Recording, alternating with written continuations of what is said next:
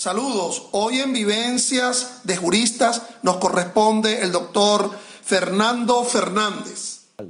A eso iba, es decir, ¿cuál es la diferencia entre trabajar en un escritorio fundamentalmente penal, como el escritorio Berrizbeitia, hacer una parte de otro gran escritorio que no se dedica especialmente al ámbito del derecho penal? Es decir, el sector penal de un gran escritorio jurídico no se ve como en minusvalía o por lo menos qué vinculación, qué referencia no tiene al respecto. Bueno, fíjate, eso ocurrió que para el año 91, que es cuando me llaman de Baker McKenzie, ya yo tenía, se me había olvidado decirte que había trabajado varios años en la COPRE, en la Comisión de Reforma del Estado. Yo era el encargado de la reforma judicial, penitenciaria, policial, militar, forense, es decir, todo lo que es el segmento penal y penitenciario lo tenía bajo mi responsabilidad. Entonces he adquirido cierto ascendiente, ¿no? Me llaman de Baker McKenzie para ofrecerme, y digo, mira, pero tengo esta oportunidad de trabajo en los Estados Unidos, eso termina en julio, si ustedes me esperan, podemos hacer algo, ¿no? Y me esperaron casi un año. Entonces, ingreso, pero te decía que en ese entonces ya se venía discutiendo en el Congreso de entonces la Ley Penal del Ambiente y la Ley de Protección del Consumidor, que ambas ya tenían un ribete de derecho penal económico, muy marcado. Y en la penal del ambiente ya se hablaba de la responsabilidad penal de la persona jurídica. Entonces, ya yo tenía una cierta noción, una cierta idea, y ahí hicimos el match, como se dice ahora, ¿no? Y por eso... Ya tenías hijos en ese momento, ¿no? Sí, ya tenía dos hijos, sí, ya tenía dos hijos pequeños. Por cierto, Fernando, con respecto a ello, todo este proceso que condujo a la imposición del sistema acusatorio, la reforma del sistema de enjuiciamiento criminal, ¿vino por esa vía, por la vía de la COPRE, o vino de otro lado? Es decir, ¿se planteaba el asunto dentro de esta labor de la COPRE, de la reforma del Estado? Sí, en la reforma de la COPRE, y ahí publicamos varios libros, mis primeros libros son de la COPRE, ¿no? Uno llamado Reformas Inmediatas del Poder Judicial, un librillo, otro librillo llamado Reformas Inmediatas del Subsistema Penal Penitenciario, y uno grande que se llama Fortalecimiento del Estado de Derecho. Eso fue ya hecho a varias manos, ¿no? Pero yo era el coordinador y hice, digamos, escribí algo así como el 70% del libro. Tú eres prolífico en Entonces, la escritura. Sí, tú eres, digo. Bueno, sí, me gustaba mucho escribir. Yo aquí tenemos también una obra. De muchacho empecé a escribir. Aquí está una inicial, Ley de Tránsito Terrestre. Esa sería la primera que hiciste, ¿no? Oye, pero qué bueno. No, ya esa fue la primera de Baker McKenzie. Pero ya esa fue la primera de Baker McKenzie. Con la COPRE ya tenías otras. Sí, antes ya tenía con la COPRE otras, ¿no? Eso es correcto, sí. Pero eso fue la primera en Baker McKenzie. Esa también fue en Baker McKenzie. Y el manual de Derecho Penal Internacional. No lo saben. Derecho Procesal Penal. Este es un libro clásico del doctor Fernando Fernández. Sí. Crímenes, delitos y faltas vigentes de Venezuela, que muchos dirán, oye, pero este es un libro medio ocioso. Y usted dirá, bueno, ¿y por qué será ocioso? Bueno, nada menos y nada más que el doctor Fernando Fernández se tomó la molestia de contar, de contabilizar cuántos delitos hay en el país tipificados en el licitud penal ortodoxa y licitud penal colateral, y te daba la bicoca de cuánto, Fernando. Para ese entonces eran unas 80 leyes penales y con cantidad de artículos, ¿no? Netamente de unos delitos había unos 800 y picote. No recuerdo el número, ¿no? Ya con principios y con normas delegadas, normas de reenvío administrativa, el asunto se volvía mucho más complicado, pues las normas en blanco, ¿no? Tuvo su segunda parte. Entonces, sí, eran dos tomos. Eran dos tomos. Y ahí aprovechamos de publicar también parte del trabajo que hicimos para la Asamblea Nacional. Ya con la Constitución del 99 se creó una comisión mixta para la reforma del COP, del Código Penal y del Código Orgánico de Justicia Militar. ¿Ok? Entonces ahí hicimos un documento Eso lo hicimos a cuatro manos. La doctora, ¿cómo se llama? La esposa de Carmelo Borrego. Elsie Rosales. Elsie Rosales de Borrego. Con ella y yo hicimos un documento que daba un poco la base argumental para hacer una reforma profunda de esos tres instrumentos. No se logró mucho, salvo una reforma, digamos, del Código Procesal Penal, que fue muy polémica, ¿no? Porque se eliminó el jurado y hubo algunas voces de protesta muy legítimas, pero había algún fundamento para hacer ese tipo de reforma e irse por el sistema descabinado, que era más barato, más económico y un poco más de acuerdo a nuestra filosofía y a la base conceptual del COP, que era el sistema alemán. Entonces el descabinado era mucho más congruente con eso, ¿no? Estoy apremiado un tanto por tu tiempo, pero yo no quiero dejar de lado el factor humano. Mira, hay en esta Venezuela tan cambiante, en las últimas décadas, hay como tres acontecimientos, ¿verdad? Que yo siempre pregunto aquí con las personas que vivencian su vida, ¿dónde estabas tú en ese momento? Yo voy a decir tres, pues. Uno, el terremoto del año 67. Otro fue el Caracazo. Y otro, inevitablemente, fue la intentona, pues, de Hugo Chávez en el 92. El primero, terremoto del 67. Estaba en mi casa sentado en el recibo, vestido con un flu, porque iba al matrimonio de una vecina. Entonces, eso fue un acontecimiento porque celebramos el matrimonio dentro del terremoto prácticamente, ¿no? ¿Cómo fue eso? Bueno, viene el terremoto y la gente estaba en la iglesia. Y nosotros estábamos esperando que vinieran de la iglesia y eso fue en el transcurso de una media hora aproximadamente, ¿no? Mi casa se estremeció totalmente. El techo del garaje, que es un saliente, un volado, hacía así como una barajita, ¿no? Como un sobrecito que uno menea y casi que nos caía encima. Afortunadamente no hubo ni una sola fisura, porque para orgullo de mi papá, que fue el maestro constructor de la casa, aquí se hizo con muy buenos materiales. Mi papá trabajaba en ese entonces en el helicoide, que es un episodio de la infancia que no mencionamos, ¿no?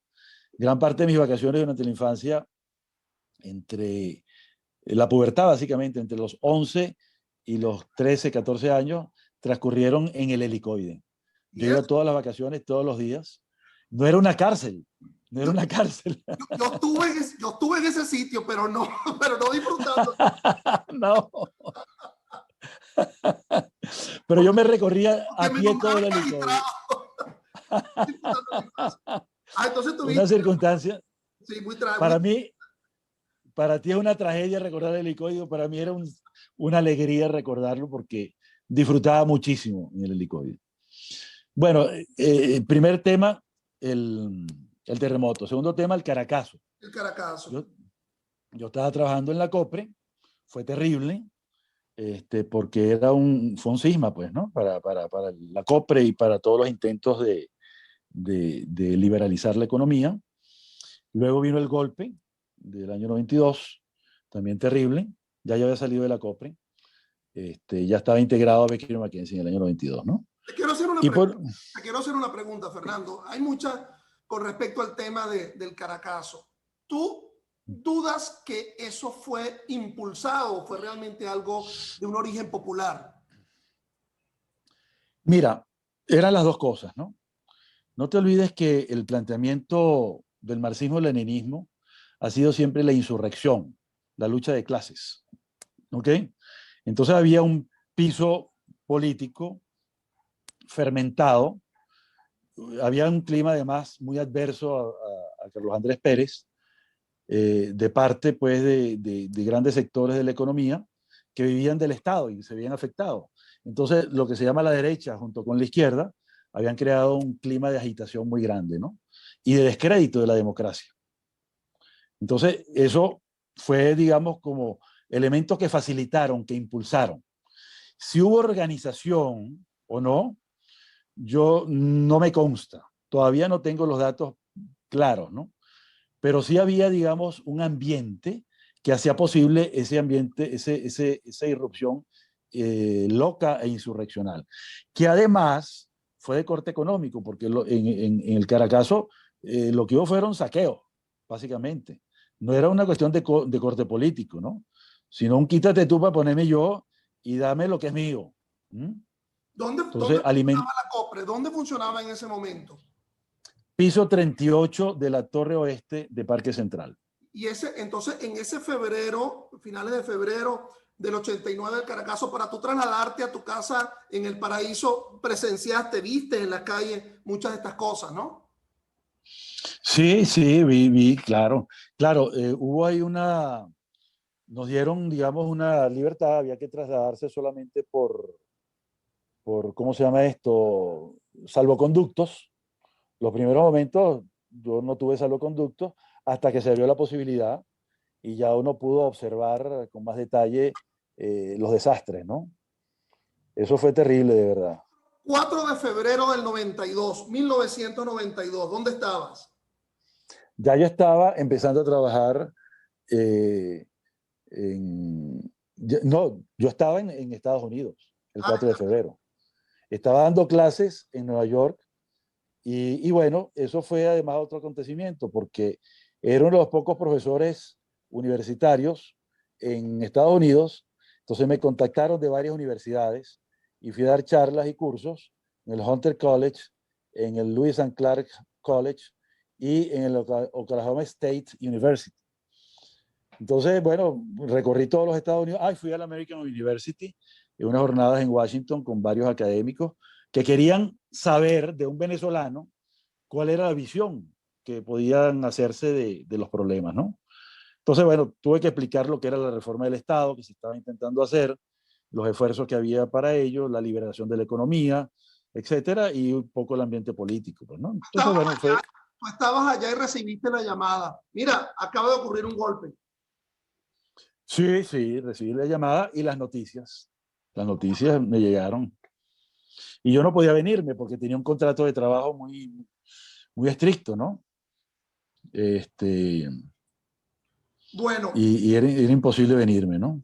reformaron, bueno, se dio el proceso, bueno, ya todos sabemos, pues ocurrió el defenestramiento en un juicio, a mi modo de ver, muy injusto contra el presidente Pérez, el gobierno de Ramón J. Velázquez, llegó al poder Rafael Caldera por una fórmula de tercera vía, no con los partidos tradicionales. Allí en el gobierno de Rafael Caldera se planteó la reforma del Código de Enjuiciamiento Criminal, se dio esta promulgación del Código Orgánico Procesal Penal. ¿Estabas allí metido dentro de ese grupo?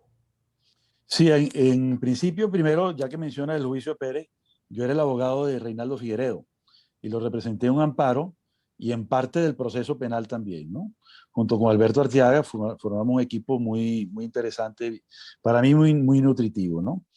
Entonces viene ya el año 98 y todo este tema. Perdona que te interrumpa. Obviamente que en el criterio de los que estaban siendo acusados, Pérez, Figueredo, se sabía que era un juicio francamente político, pero le apostaban en algo a la justicia, de que hubiese algún tipo de respuesta que atendiera francamente al derecho en ese momento. No, se sabía que era un tema netamente político y hubo varios indicios muy claros, ¿no? Pero, digamos, un poco el esfuerzo tenía que ver por intentar lo necesario, lo que no podía dejar de hacerse, y sobre todo dejar constancia documentada del argumento de la defensa para la historia, para que se pudiera ver que era un caso netamente político y no un caso legal, porque ahí nunca hubo el famoso pago de la transferencia que se intentó hacer. Ni siquiera era una transferencia, era un pago mediante cheque.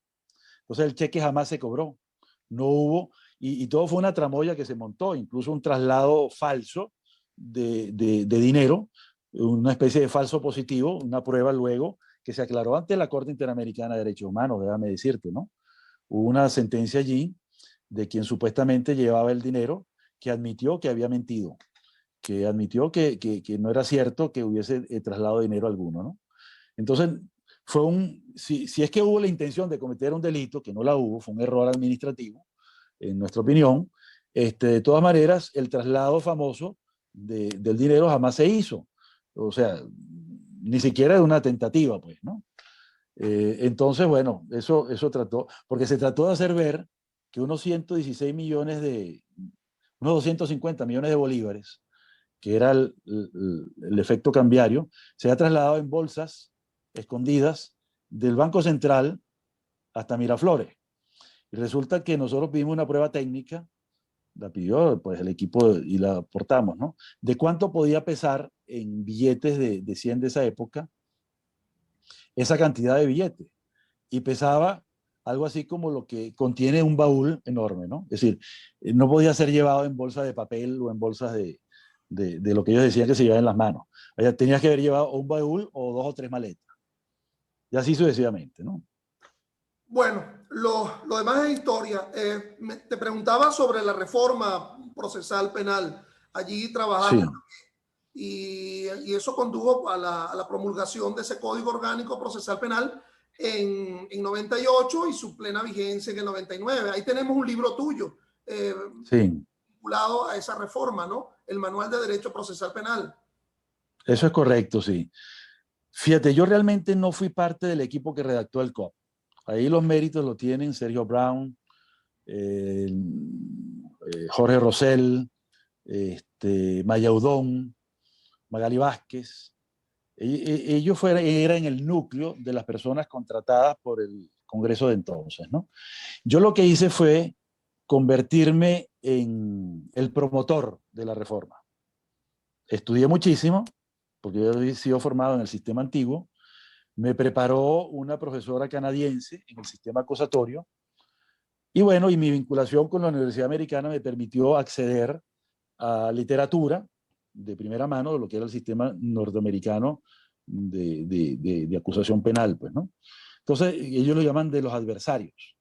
De esa manera fue como me formé y decidí escribir ese libro, que fue un éxito como dicen de ahí, de editorial. Y Tuvo varias ediciones. si alguien te marcó en la vida, como que fue Perry Mason. Totalmente, totalmente. Yo le decía a mis socios de Baker McKenzie, mira, esto para mí es una reconciliación con la profesión y con la vida. Yo anhelaba ese momento del juicio acusatorio de forma radical, pues, ¿no? Porque el sistema, empezando por la presunción de culpabilidad que existía en el sistema inquisitivo mixto, ¿no?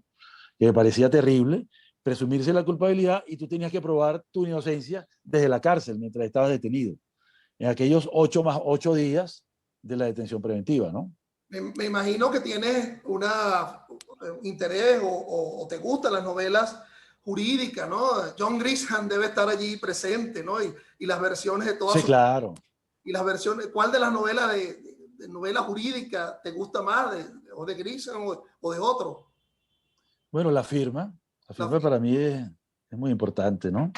Una buena versión Eh, la jurado también. del jurado, muy buena. Sí, Bueno, sí. Además, en los últimos años, en las últimas décadas, te hemos visto prolíficamente, pues, publicando y además vinculándote ya no solamente al ámbito del neto clásico proceso penal, el derecho penal, sino en el ámbito de la justicia penal universal y sobre todo afincándote en el ámbito del derecho económico, ¿no? Prueba de ello algunos libros, ¿no? Por ejemplo, genocidio y otros crímenes atroces. correcto, sí. Sí, esa es una historia un poquito más larga. En el año 77 se crea en Venezuela Amnistía Internacional. Yo fui uno de los firmantes de su creación. Yo fui a una asamblea que se convoca de amigos de los derechos humanos, ya yo tenía una vinculación con el tema, y desde entonces he pertenecido como activista, como docente, como investigador, inclusive, de Amnistía Internacional, y de allí ha nacido, pues, ha ido evolucionando hasta el derecho penal internacional que cristaliza con el Estatuto de Roma, también en el año 98, ¿no? Ahí me tocó ir como delegado de Venezuela por la coalición internacional de la Corte Penal Internacional y de Amnistía Internacional para impulsar la aprobación final del Estatuto de Roma. Entonces, el matrimonio es perfecto, ¿no? Derecho penal, derechos humanos y derecho penal internacional, pues. Es un ménage à trois. Kofi Es un... Annan, Naciones Unidas, en esos años estabas tú expectante, luego estuviste muy alegre cuando se firma el estatuto, luego cuando se publica por primera Sí. vez, en diciembre de 2000 en Venezuela, se crea físicamente la Corte Penal Internacional en La Haya en 2002. Esa actitud expectante de alegría, de esperanza, hoy, a 2021, febrero de 2021, ¿has cedido en ápice, en algo, o te mantienes igual de expectante o esperanzado con respecto a los resultados de la justicia penal universal? Sí, yo me siento altamente expectante, ¿no? Sumamente expectante. De hecho, los últimos 4 años he estado yendo a La Haya de forma permanente y he ido a Lima, Bogotá, y también he estado ahora con esta cuestión de la pandemia en contacto con los grupos de abogados penalistas internacionales, muy expectante, pues, ¿no? Con todo el tema de la situación uno de Venezuela y, por supuesto, con la panorámica de los casos que se están dando en el mundo, ¿no? Uno no puede despegarse de los grandes casos porque en la Corte Penal Internacional el tema de la jurisprudencia es, digamos, vinculante. Entonces, los nuevos casos pueden dar luces para el caso venezolano. Ahora se designó Entonces, un fiscal. sí, un inglés de origen pakistaní, pero es inglés. ¿Fernando Fernández se ve algún día como juez en la Corte Penal Internacional? Cónchale, te digo, yo me vería más, a mí me gustaría más un cargo de fiscal, me gusta más el cargo de fiscal. No me veo, no he hecho el menor intento tampoco. Yo me siento muy ligado al tema de las ONGs. Me siento más como un activista y como un investigador que como un juez. ¿De quién Y depende si, que Fernando Fernández en algún momento sea fiscal ante la Corte Penal Internacional? bueno, depende de uno mismo. Uno se puede postular. Los cargos de juez son solamente postulados por los estados, ¿no? Pero uno podría postularse. Pero requiere un dominio perfecto del inglés y del francés. Yo lo tengo básicamente instrumental de ambos, un poquito menos el francés.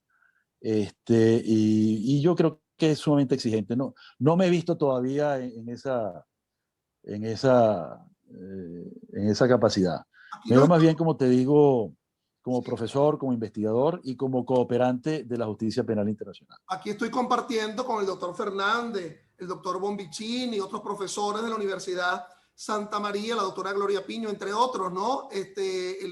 Con tu libro, la Así es. libro, ¿no? Recuerdo que ahí tuvimos una especie de un conversatorio. Luego tenemos este libro, Contra la corrupción, Fernando Fernández. Eso sigue dentro de tu esquema de la delincuencia penal económica. Sí, fíjate, para darte un poco los antecedentes, yo comienzo con el tema penal económico en el año de 1989, antes incluso de ir a Baker McKenzie. Porque en el año 89 se crea en la ONU la Convención Antidrogas, la Convención de Viena. Entonces yo estaba en la COPRE y fui becado para ir a formarme en San José de Costa Rica. Era un curso con Edgar Saavedra, el magistrado colombiano, y muchos ilustres juristas más.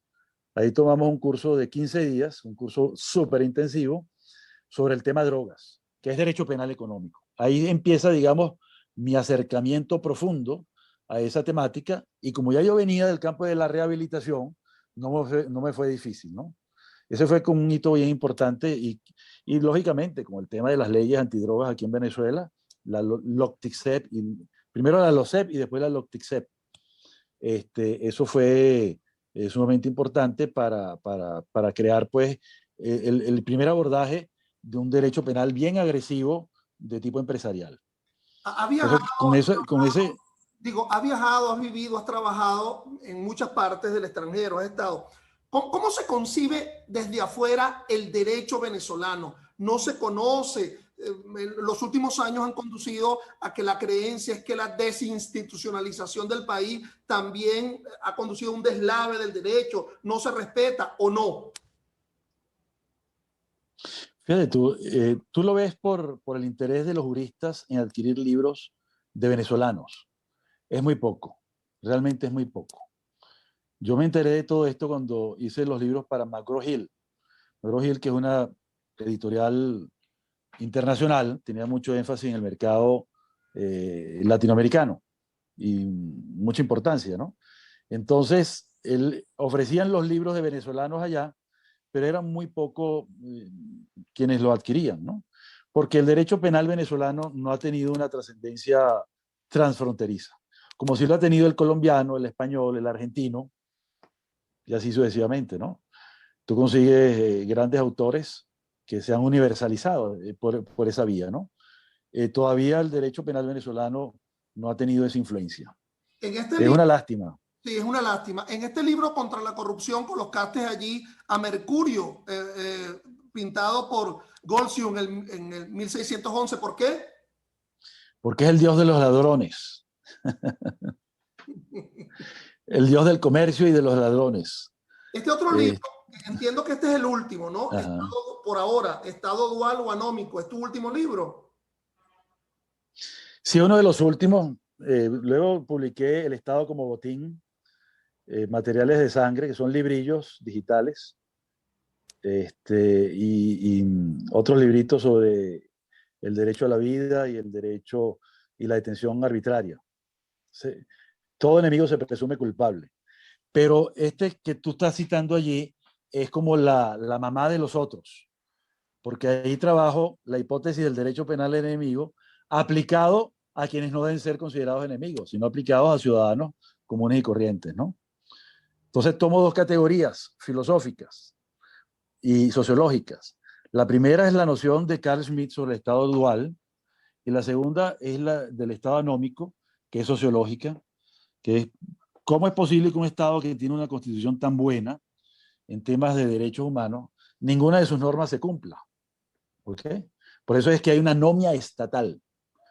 Y menciono que eso tiene un efecto corrompente, tanto en lo estructural como en lo funcional. Qué interesante. Pervierte, sí. Mira, fíjate lo siguiente, al comienzo me decías que Ugarte Pelayo como abogado te marcó y Perry Mason, ¿no? Para ser abogado. Perry Mason, Perry Mason. ¿Y tus hijos estudiaron derecho? No, ninguno, ninguno. Ah, caramba. Mi hija mayor estudia educación, se formó en educación, es maestra, y mi otro hijo es licenciado en letras, y el segundo, que es el mayor de los varones, es un muchacho especial, entonces no tiene la capacidad de estudios formales, ¿no? Tú sabes, Entonces, no ninguno. al comienzo yo te coloqué una canción, ¿ok? Sí, Ahora voy a colocar otra y tú me vas a preguntar, Ángel Serpa, ¿por qué me estás colocando esta canción? Escúchala. a ver.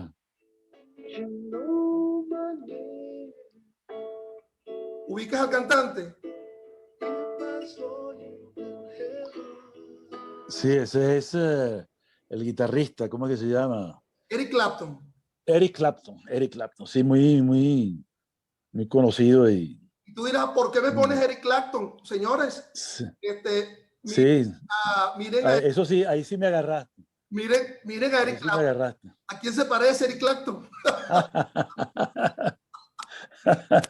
Muy parecido a nuestro. Y estos mangos, ¿por qué? Tú me mandaste estos mangos. ¿Esos mangos por qué? Chico, porque me imaginé que me iba a preguntar cosas de la infancia. Cuando nos mudamos aquí a Prados del Este, mi papá, que era un hombre del campo también, le encantaba sembrar. Y esa es fruto de una mata de mangos que yo sembré, Ah, qué lindo, qué lindo. que desde el año 63, ya el 64 ha dado sus frutos y cada año con mayor abundancia y mejor sabor. ¿Qué es Monitor de los Derechos Humanos? Esa es una ONG que yo creé hace 2 años, ¿no? Un poco también para darle cauce a las iniciativas, y tú lo ves ahí, ¿no? Ahí tengo el pendón del monitor, ¿no? Es una iniciativa que tengo donde dirijo también un programa radial los días miércoles. Estás invitado, por cierto, vamos a hablar un día del derecho penal y los derechos humanos. Se acepta la invitación. Y bueno, en esa iniciativa publicamos una cantidad de cosas, ¿no? Tenemos un blog, tenemos una cuenta de Twitter, tenemos una cantidad de cosas y apoyamos el trabajo de otras ONGs que ya trabajan directamente con víctimas. Yo me dedico básicamente a los temas estructurales, funcionales y mucho a la investigación, pero no estoy trabajando en estos momentos con víctimas, ¿no? Que eso requiere una logística diferente, requiere unos locales especiales y tal, que sí la tienen estas ONG, entonces me dedico a apoyarlas. Agradable ha sido, Ese es el monitor de derechos humanos. agradable ha sido esta conversación, ¿Ah? Fernando, muy agradable esta conversación, de verdad. Estuve un poquito premiado por el tiempo. Mira, yo te tengo aquí unas preguntitas muy breves, ¿no? Que yo llamo preguntas adversariales, entonces tratando de comparar conceptos. Vamos a ver qué me puedes decir. ¿Justicia penal universal o justicia universal penal? Sí, fíjate, partiendo de la base de que se trata de administrar leyes penales, hay que enfatizar en el término penal antes que universal, ¿no? Porque hay también una justicia civil universal. La acabamos de ver en una demanda que le metieron a PDVSA, nada más y nada menos, por sus vinculaciones con la FARC. Y logró la persona que metió esa demanda una indemnización millonaria. ¿Ok? Esa es una justicia civil universal. Esas son las dos vertientes de la justicia universal. Entonces, bueno. La otra preguntita que te tengo es, ¿compliance o culpabilidad por defectos de organización? Ese nuevo concepto, ¿qué nos puede decir? Okay. Sí, sí, fíjate, el compliance tiene más que ver con el cumplimiento normativo de normas regulatorias que impiden que ocurra un hecho punible. Por ejemplo, el lavado de dinero. Eso es lo que se llama la debida diligencia. Tener un compliance es cumplir con una serie de pautas según las cuales, de cumplirlas, se evitaría o se mitigaría el riesgo de ser penetrado por el lavado de dinero, por el narcotráfico, por el contrabando, por cualquier delito económico, ¿no? Entonces, el criminal compliance o cumplimiento normativo en temas penales es por aquello que tiene ya vinculación con el derecho penal y se acerca más a lo que llamamos los penalistas el deber de cuidado, que es un deber extremo como buen padre de familia para evitar que se cometa el delito. Gracias. Entonces, y tiene que ver con la organización, porque son deberes que se le impone a la persona jurídica y a los funcionarios, incluso un funcionario. Se trata de una nueva profesión, la de ese funcionario. Se llama oficial de cumplimiento. Es una especie de auditor de las normas administrativas que hay que cuidar para evitar que pase el lavado de dinero, entre otros delitos. Fernando, ¿penalista en firma o firma penalista? Penalista firme. Mira, sin firme y con firma, de las dos maneras. aquí hay una pregunta un tanto polémica, ¿no? Porque tú te has vinculado no solamente al ámbito de la dogmática europea, sino también la anglosajona. Yo te lo hago al rompe. ¿Dogmática italiana, alemana o anglosajona? Bueno, fíjate, la alemana es la más completa desde todo punto de vista, ¿no? Es la que ha evolucionado de manera más congruente desde el punto de vista administrativo con los grandes filósofos penalistas, ¿no? Pero también ¿cómo se llama? La italiana tenía una importancia grandísima con el tema del garantismo penal, ¿no? Entonces ahí hay un matrimonio bien interesante. Ahora, todo esto se traduce como una especie de híbrido, un mestizaje aún mayor en el derecho penal internacional, donde se unen el derecho continental europeo y la tradición jurídica anglosajona. Entonces, por eso es que nos cuesta tanto a los penalistas que nos hemos formado con la escuela italiana, que fue nuestra, digamos, nuestra base fundamental, e irnos reciclando. Para entender el proceso penal acusatorio del COP, tuvimos que adoptar los criterios de la dogmática alemana. Y ahora para el derecho penal internacional tuvimos que ayornar nuevamente nuestros conocimientos con la tradición anglosajona. Entonces es un eterno crecimiento, un eterno incremento que no cesa. Hoy, en febrero de 2021, ¿qué canción le dedicas a tu esposa? Mira, yo le he dedicado varias últimamente, ¿no? Digamos, una de las cosas más bonitas que uno puede decirle a una esposa es una de Armando Manzanero. Contigo aprendí. Contigo aprendí a ver la luz del otro lado. Yo le dedicaría esa a mi esposa, ¿no? Finalmente, Fernando, tú sabes que yo conversé por estos mismos medios con Alberto Arteaga. Sí, cómo no. Él defendió al presidente Pérez y tú sabes que al final de esa condena, Pérez dio una declaración que dijo, hubiese preferido otra muerte. Y yo le preguntaba al doctor Arteaga, ¿usted hubiese preferido otro país? La misma pregunta te lo hago ahora, ¿no? Ya que tú defendiste también a Figueredo conjuntamente con Pérez. Hoy, a 2021, ¿hubiese preferido otro país o crees que un nuevo país está en ciernes aquí en Venezuela? No, de haber preferido otro país me habría ido hace años, ¿no? Tuve la oportunidad de hacerlo cuando enseñé en los Estados Unidos y era, digamos, estaba contratado con un contrato muy bueno, y no lo hice, ¿no? Inclusive en estas circunstancias tan difíciles que estamos viviendo, de una emergencia humanitaria compleja, digamos, tendría que pensarlo muchísimo, ¿no? Porque ya a nuestra edad, o por lo menos a la mía, yo soy mayor que tú, es muy difícil comenzar de nuevo en otra cultura, en otras cosas, y bueno, el oficio de uno es básicamente un oficio local, ¿no? El derecho venezolano no es exportable. Y verme lavando carros o verme haciendo otras cosas que no sé hacer y que no quiero hacer, para mí es impensable. Yo lo que diría es que hubiera preferido otra dirigencia. Ahí sí, en ese tipo de cosas, ¿no? Y habría preferido que nuestro país hubiera vivido otras circunstancias históricas, ¿no? Creo que esta experiencia de los últimos 20 años y esta tragedia, este cataclismo, esta catástrofe que vivimos todos los días, nos va a hacer aprender. Lamentablemente, todavía no es masivo que la gente aprenda sin sufrimiento. Yo soy de los que cree que hay que aprender sin sufrimiento, pero la mayoría de la gente no es así. Requiere de un sufrimiento muy grande para darse cuenta. Yo esto lo tenía muy claro desde el año en que se empezó a tramitar esto. Como te dije, en el año 92 me opuse al tema del golpe, defendí a Figueredo, y no solo eso, sino que además cuando se intentó hacer la constitución del 99, cuando el único que escribió fuertemente contra el proceso constituyente fui yo. Hay un artículo que te lo voy a hacer llegar, todavía lo tengo, ¿no? Y fue una publicación colectiva y donde todo el mundo decía, qué maravilla la constituyente, y decía, qué peligro la constituyente. Yo decía, yo era partidario de una reforma. En ese sentido, yo hacía fuerza común con el doctor Rafael Caldera, que fue, no olvides, el partidario pues, de crear aquella comisión bicameral de reforma de la Constitución.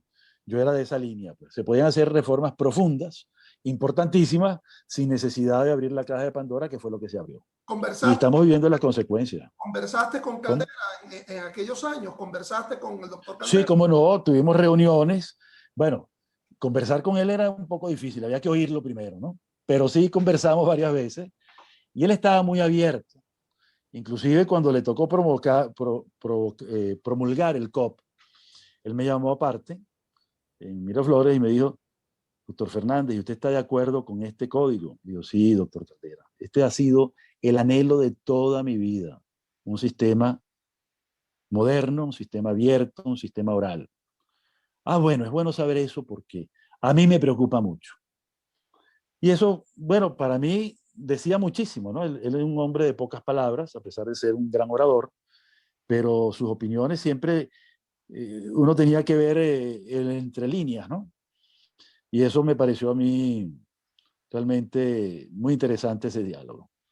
Y en la Comisión de Reforma Bicameral también tuvimos oportunidad, yo estaba en ese entonces en la COPRI, y pudimos conversar varias veces y participar en los equipos, claro, siempre bajo su dirección. Gracias, Fernando. ¿Algo más que quieras decirnos? Bueno, Ángel, de verdad yo estoy complacidísimo con esta entrevista. Nunca me han hecho una entrevista tan apegada a los hechos humanos. De verdad la disfruté muchísimo y me siento muy feliz de haber estado contigo en este rato tan agradable, ¿no? Siempre quedan muchas cosas en el tintero. Así es. Me encantaría que aceptaras mi invitación a mi programa, donde no hablaremos de tu vida, a lo mejor metemos algún detalle de tu vida y de tus asuntos, ¿no? Pero sí me interesa que enfoquemos pues el tema del derecho penal, los derechos humanos y tu visión, pues, que también han sido víctimas de agresiones y de violaciones de derechos humanos. Eso me interesa, ¿no? Señores, Así que bueno, el gran jurista, pues, encantadísimo. Fernando Fernández. Hasta luego, Fernando. Gracias. Un abrazo y muchísimas gracias. Ok, gracias. Muchas gracias.